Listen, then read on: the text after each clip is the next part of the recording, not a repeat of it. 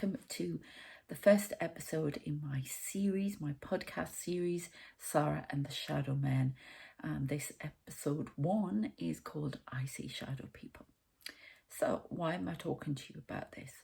Well, because I want to keep a diary of all of the experiences that I continue to have and had since I was a child. And because it's a sort of counselling, a therapy for me to tell you about it. And I think these things need to be known. A lot of people are very keen to dismiss what's out there. And it's silly because there is so much. I have tried to deny it myself. I have tried to resist. I've tried to explain it away with skepticism, science, everything. But, you know, there are too many things happening to me and to other people out there. There are too many things being seen by everyone now, and it needs to come out, and people need to start accepting that there are more things in heaven and earth. Okay? Right, so I think I shall tell you about a few experiences when I was younger. I didn't realise what I was seeing. I was a child. It was 1970 when I was born. I hate admitting that, but it's true. And technically I'm one of those wave of indigos that came in to pave the way for others being born now. And I've been channeling a lot of information on that recently as well. But that's when I came into being. And I wasn't special. I'm still not special. I don't regard myself as special just because I can see things. No, some people do. I don't know why. I think we're all capable of seeing something if we just open our eyes. But I came in 1970 into a rather dysfunctional family. You know, a lot of the indigos did. So, yeah, that was interesting. I'm not going to bore you with that, though, at the moment. And, yeah, I was Generation Xer as well, which I'm proud to say. So, yes. I came in, and when I was young, I hated sleeping in my own room at night. I used to run into my parents' room because I was just unhappy. I was kept awake at night. I saw strange patterns of energy on the wall. I couldn't tell you what was happening to me. I didn't know. I didn't understand. And I felt, you know, people touch me. All sorts of strange things, very strange dreams, all sorts of things. I can't even, it's a long time ago, I can't even tell you. But put it this way, I felt very uncomfortable in my own bedroom, and it was mostly my bedroom that these things used to happen, because when you're a psychic medium, when you're, you know, it can happen to you all the time, but at night, they've got you where they want you. I'm still having the same trouble. In fact, it's got a lot worse as I've got older, and the things that I see, I'm looking into other dimensions at night at the bottom of my room. I'm having all sorts of strange experiences. There are men standing around me. There are hooded people standing around me. There are all sorts of strange things going on. But that's for another episode. So, what happened to me when I was a child? Well, I just get to the point where I would go into my siblings' bed at night and sleep down the other end if my parents kept putting me back, because I was so frightened. And to this day, I couldn't tell you exactly what was going on. I just know I wasn't happy in that room. And if you asked me to go and sleep in that room now, I would not go back in. And that it wasn't haunted. There were people coming to me, and I just couldn't see them. But I'll tell you about one experience in particular. I used to get up from my bed, and I know I used to have to creep out of my room because, as I say, I knew something was wrong in there. There were people, there was something, and I didn't understand because I was a child. But as I got older, I think I must have been about 8, 9. Could have been 10, but I'm not sure. I'm getting 8. I'm being told 8 from my guides. And I remember all of a sudden sitting up in bed and seeing this strange light coming in. Now we had those old blinds. They're like metal. I can't even remember the name of them, but they were shut tight. I had this big rectangle of a window. And now we did have an extension underneath there. But before you say, oh, it could be somebody who got on the extension and was shining something in the window, there was nobody on top of the extension that night. No one. I would have heard them. I would have heard their movement. Nothing. I remember this big, round, sort of yellow light shining through the shut blinds, and they were shut tight. I didn't know what it was. I just knew there was something wrong. Something very wrong. Now, if you know the blinds I'm talking about, it's very hard to, you know, get a powerful light like that through. So I get up, and this is the strange bit. I was that frightened. I pushed myself against the wall, and I started edging out of the room against the wall. And then I got to a point where I was right in front of this light. When I say right in front, say it was here, I was about here on the wall. And I couldn't move. I couldn't speak. I was paralyzed. I could not move. I had my arms stretched out like that. I was back against the wall, and I couldn't move. And normally, I'm getting taps in here as I'm telling you about this, and this is what happens on a daily basis for me. So if you hear any noises, that's confirmation of what I'm saying. Okay, we get flashing lights. You may even see, if you're watching this video, you may even see shadow people that walk around me, because they're all here right now. You'd be surprised what is around you that you don't always see, or you choose to ignore, I would rather say. So I'm back against this wall. I can't move now. Normally I would shout for my mother. That's just the way it was in my house. They would have been more scared of her. Anyway, but sorry, I'm hearing more taps. I don't know if they're being picked up. And there's a shadow person more. One of my guides, yes, my guides are shadow people, walked through. There is somebody forming over there as well. Okay, so I'm back against the wall. I tried to shout for mum, and I'm going, didn't have.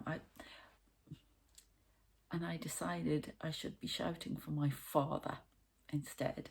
So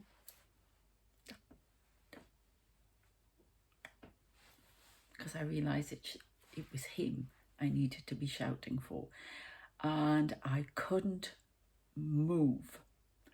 Everything I tried, I couldn't move. I was terrified. All I could see was this light. And then eventually something happened. I started to move, and I ran to my parents' room, told them someone was there. My father got up, checked out the window, checked everywhere. There was nothing. The light had gone. Now, I firmly believe that was an alien visitation. But I also believe now, from what I've seen and the things that have happened to me, that being pressed against the wall wasn't anything to do with the aliens. It was to do with my guides and angels who were standing right in front of me, because it happened again later in my life, and they were pressing me back like that so I couldn't move. They were shielding me from this light. I do believe that was an alien visitation, and I could have been abducted. I'm more and more convinced of that as I get older, because of what I see now in particular. So that was a big experience for me. Then I had another one. Now, I remember my brother and I being in the same room, and because I think my uncle had got divorced and he was staying in the other room, my brother's room, but my grandparents had also come to stay for Christmas Eve. So we had a full house. They did every Christmas Eve. I used to love that. And I was getting up with my brother. Look, where's Santa Claus? Where's Santa Claus? This could have happened actually before that. Like, I can't remember now. It's a long time ago. But I remember looking out the blinds, looking for Santa Claus, looking for Santa Claus. Family are downstairs. And I said to my brother, oh, look, there's an angel. Couldn't say it, whatever. To this day, I know I saw this angel flying. Now, you know, I'm not fully sure that angels have wings, really, from what I've seen, but I also know that they can show you lots of things, and they choose to be seen that way, with wings. They still come to me like that now, but do they have them? Do they need them? I don't think so. A lot of people say it's us misrepresenting the glow that is around them. But anyway, they came in that form, and one was flying through the sky. And Mom, I've seen an angel. Now, most kids would be saying, I've seen Santa Claus. Yeah, if it was imagination, whatever. It wasn't. They couldn't say anything again, but I could. And I always remember that. So they were some of my experiences when I was young. As I got older, I had a very strange experience. I remember I used to jump awake. I still do. And I used to have some very strange experiences. I still do. One of the last times I jumped awake, I was actually doing a blood pressure check. And, you know, they make you take it home for a weekend or a couple of days, and you have to wear it all the time. The only time you can take it off is to go in the shower. So it just routinely takes your blood pressure. Well, because I was an anxious person, they were always testing me for things like that. So, and you'll understand why I'm anxious after this series is finished. But I remember this was when I was married, and I was lying in bed at night, and all of a sudden I shot through the roof, jumped awake, which I still do. And as I did so, I saw somebody all in black with dark hair down to here, standing in the corner of my room, looking at me. Now we're straight up. And I saw him as plain as day, and then he disappeared. So much so that when the nurse looked at my readout, there was no problem, but she looked at the readout and she went, what happened here? My blood pressure had shot through the roof because I'd seen this guy standing in the corner. So, yes.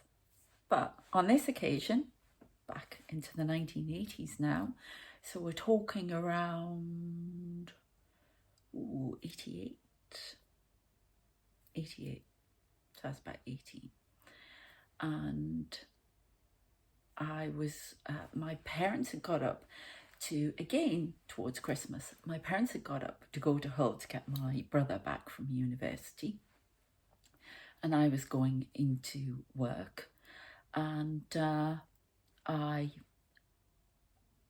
they went about 5 o'clock in the morning. Well, it was too early for me to get up. Now, we had 2 dogs at the time, and they had both jumped on my bed, so I had them either side of my legs, so I felt safe. Normally, I have to have a light on. I still do to this day, whether it's in the bathroom or on the landing, mostly the bathroom, but I had the landing light on because I don't like the dark. Yeah. It's strange, I can walk around in it, but if I'm lying in bed, I have to have, and this was being from a child, I had to have the door open so I could see what was coming towards me. I still do, wide open. And I didn't even know why at the time, but I know now. So the door is open, the landing light is on, and everywhere's locked up, everything, they'd gone off. It was dark because it was winter time, and I'm lying in bed. I drop off to sleep. But I wasn't sure if I was asleep or awake. And I'll explain about that in a moment. But I'm lying there with these two dogs on either side. And I just had this very weird sensation. Now, I couldn't see down the stairs. I couldn't, see the ladder. I was supposedly in between sleep and awake, dozing, we'll say. But in my head, I got a clear picture of the stairs and the landing. And all of a sudden, I became aware of a figure walking up the stairs. Now, I couldn't see the figure, but I could see the movement of the figure. I don't know how to explain this to you. It's almost like an outline, and I can feel movement of spirit. When they walk around, I can sometimes feel them move. I don't know how to explain that to you other than that. If you experience it, you'll know what I'm talking about. But they came up the stairs and I could see them, and I thought, weird. And then I knew I got a image of jeans. Now, my uncle had died a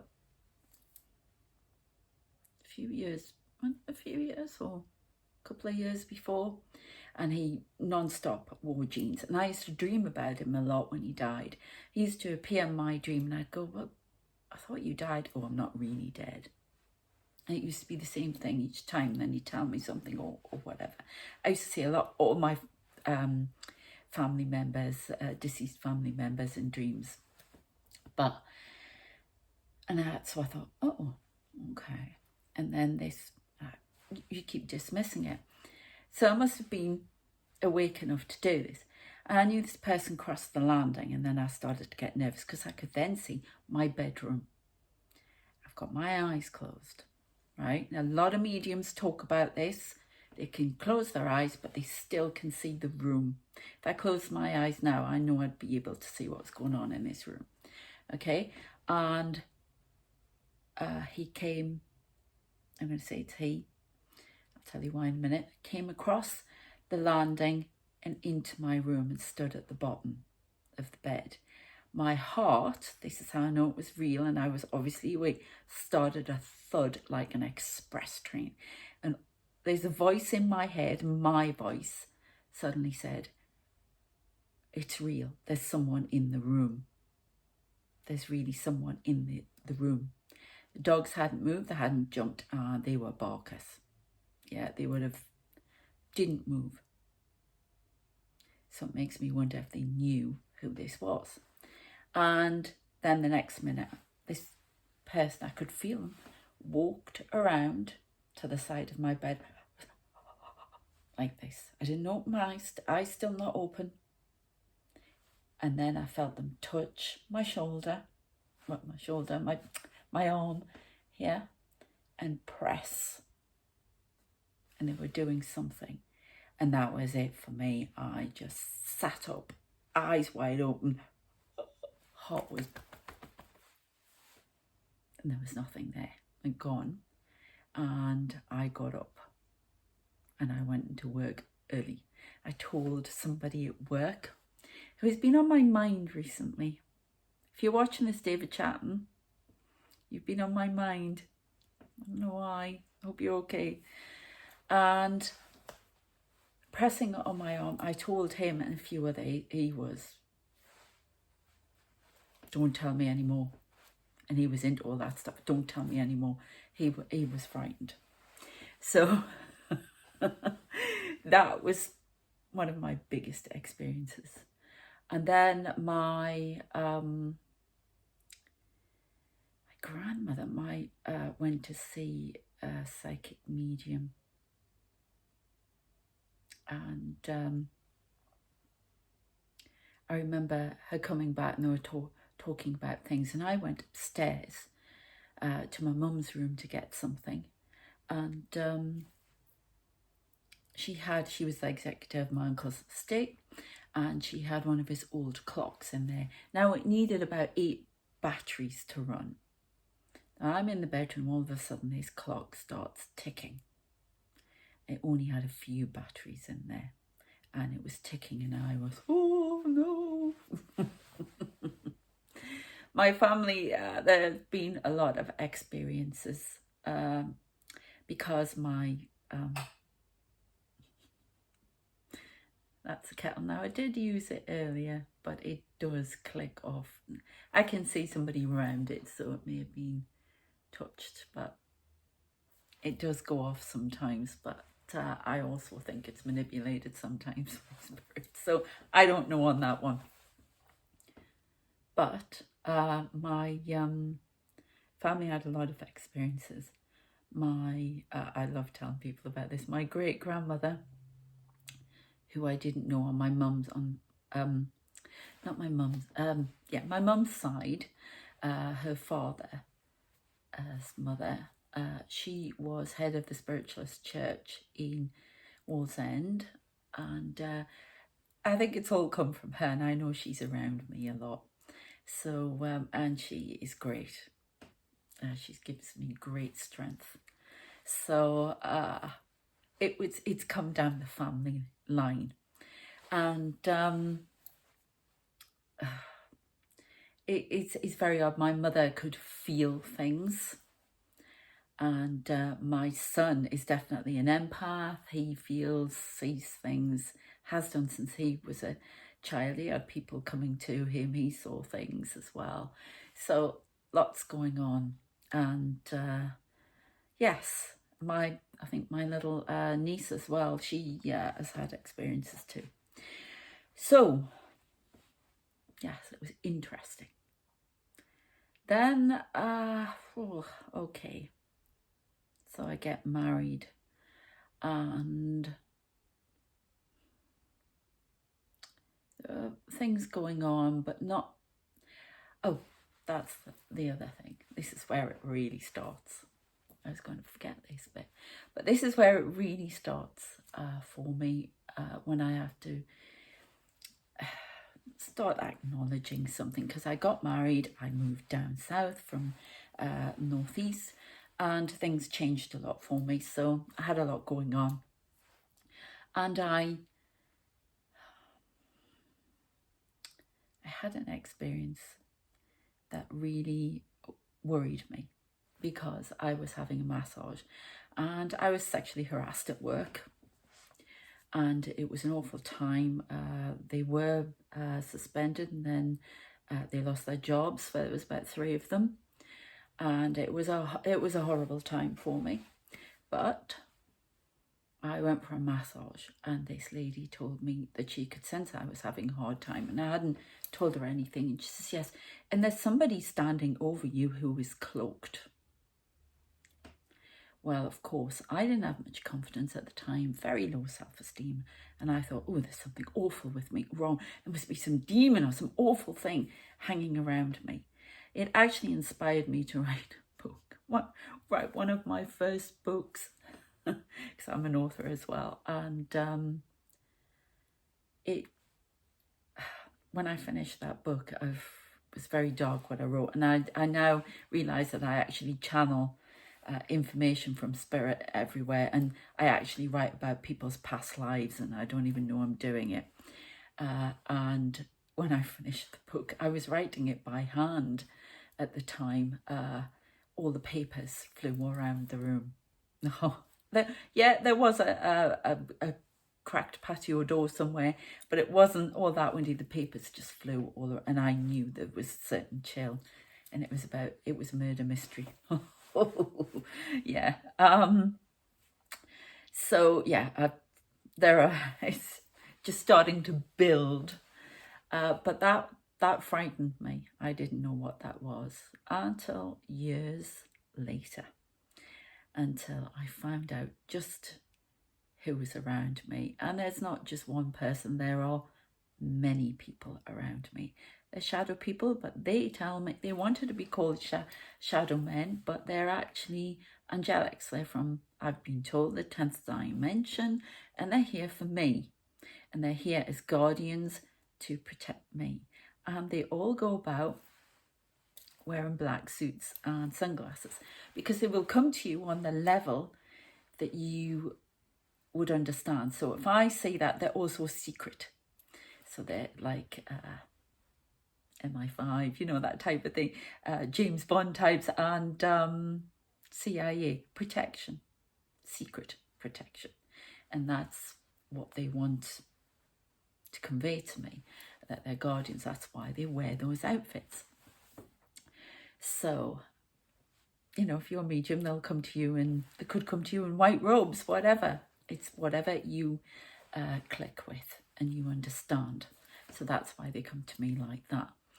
Okay, but they are very, very protective. And the reason I started to acknowledge that these people were around me, because I started going to a spiritual circle, because I was starting to see twinkling little lights all over the place. And yes, I had my eyes tested. I even had them look at the back of my eyes. Nothing wrong. Okay. Twinkling lights of all different colours, white, purples. And then I started to see them around people.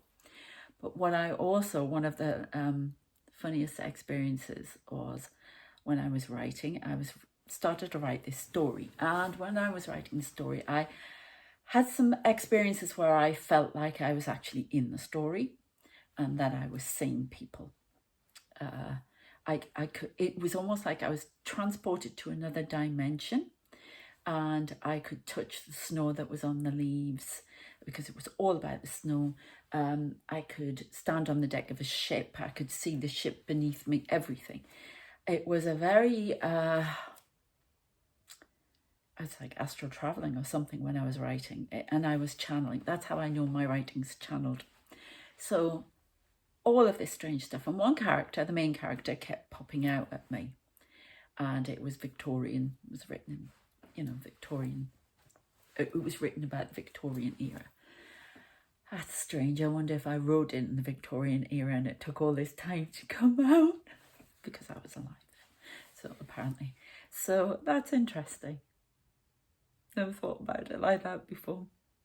Freudian slip there.